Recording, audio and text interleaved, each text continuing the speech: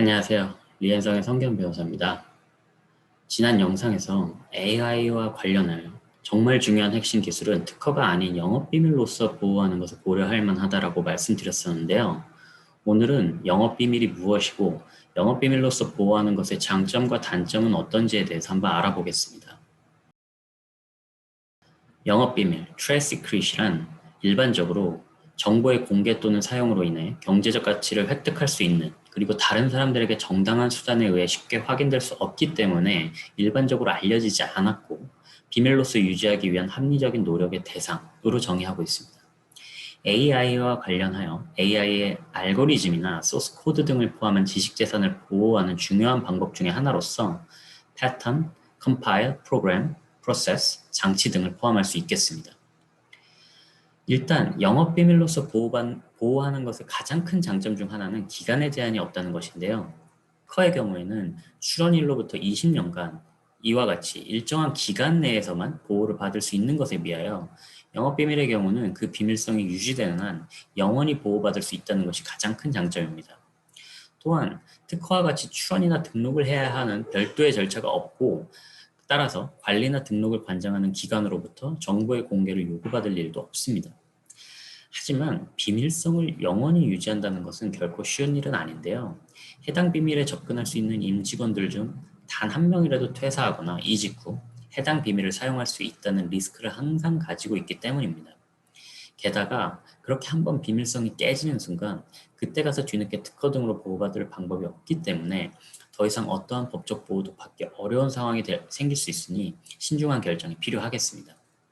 미국 내에서 영업비밀은 일반적으로 경제 스파이 행위 방지 법률 US Economic Espionage Act에 따라서 보호되고, 위 연방 법률은 영업비밀 부정 사용에 대한 사적인 청구권을 형성하고 기업의 내부 고발자에 대한 면책 특권을 부여하고 있습니다. 각 주별로도 자체적인 영업비밀 보호 법률을 제정하고 있는데, 일반적으로 1979년 제정되고 48개 주에서 채택한 Uniform Trade Secret Act (UTSA를) 모델로 하고 있습니다. 위 모델법은 영업비밀로서 보호될 수 있는 정보 유형의 정의, 영업비밀 부정 사용에 대한 사적인 청구권, 보전 처분, 금전적 손해배상, 그리고 경우에 따라서는 변호사 비용을 포함한 원고가 청구할 수 있는 구제책 등을 규정하고 있습니다. 그렇다면 영업비밀로서 보호를 받을 수 있는 기준은 무엇이 있을까요? 첫 번째, 비밀을 소유한 사업자의 통제 밖에서는 일반적으로 정보가 알려져 있지 않아야 합니다.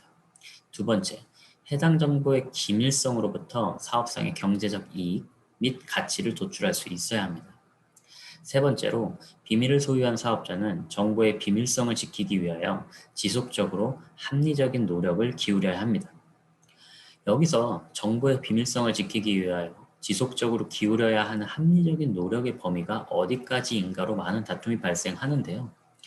합리적인 노력이 있었는지 여부를 판단하기 위해서는 디지털 암호화 또는 데이터 손실 방지 프로그램 설치 등을 통한 정보 보호의 노력, 시건 장치 등 물리적 정보 보호의 노력, 해당 정보에 접근할 수 있는 종업원 수의 통제 등 엄격한 관리, 정보에 접근하는 모든 임직원에 대한 비밀 유지 계약 (NDA) 체결, 영업비밀 보호에 대한 내부적 규정 수립 등을 종합적으로 판단하게 되고, 어느 한 요소가 절대적으로 작용하지는 않습니다.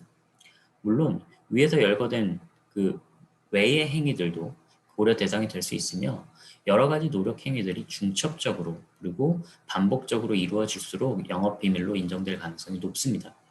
대부분의 AI 기술들은 영업비밀로서 보호될 가능성이 높은데요. 일단 해당 기술을 소유한 자는 그 기술이 적용된 제품이나 서비스로부터 경제적 이익을 얻기 위하여 해당 기술의 알고리즘, 소스코드, 그리고 기타 노하우 등을 보호하기 위하여 지속적이고 합리적인 노력을 기울여야 할 것이기 때문입니다.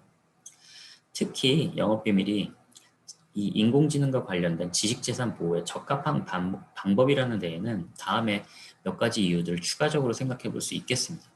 첫 번째, AI 분야의 기술은 대부분이 소프트웨어 기반이어서 미국의 앨리스 판결에 근거하여 특허가 거절되거나 특허를 받았더라도 무효가 될 가능성이 높다는 점입니다. 이 앨리스 판결은 2014년에 나온 미국 대법원 판례로서 문제가 된 앨리스사의 특허들은 대부분 소프트웨어 특허의 특징들을 상당수 포함하고 있고, 이때 미국 대법원은 앨리스의 특허가 추상적인 아이디어, abstract 아이디어에 불과하여 특허 가능한 대상물이 아니라고 판단한 바 있습니다. 물론 대법원이 판결문에서 소프트웨어라는 표현을 단 한 번도 사용하지는 않았지만, 이 케이스와 이후 후속 판례들에서 명시한 기준들을 보건대 과연 얼마나 많은 AI 관련 소프트웨어 특허들이 살아남을 수 있는지는 여전히 불분명한 상태입니다. 그리고 두 번째로, AI 분야의 기술은 특허 제도가 따라갈 수 있는 속도 그 이상으로 너무 빠르게 발전하고 있다는 점입니다. 세 번째, 어떤 상황에서 특정 기술이나 프로세스가 작동하지 않음을 밝혀내는 것 자체가 고도로 가치 있는 지식재산을 형성하는 경우가 있는데, 이런 경우 특허의 대상이 될 수는 없지만 네거티브 노하우로서 보호할 실익이 있다는 점입니다. 마지막으로, AI 분야에서 중요한 기술 중 하나는 어떻게 기술을 구현할지에 대한 노하우인데, 이는 경쟁자들에게 비밀로 유지되어야 그 경제적 가치가 있는 것이어서 일반적으로 기술의 공개가 요구되는 특허로서 보호하는 것이 적절하지는 않겠습니다.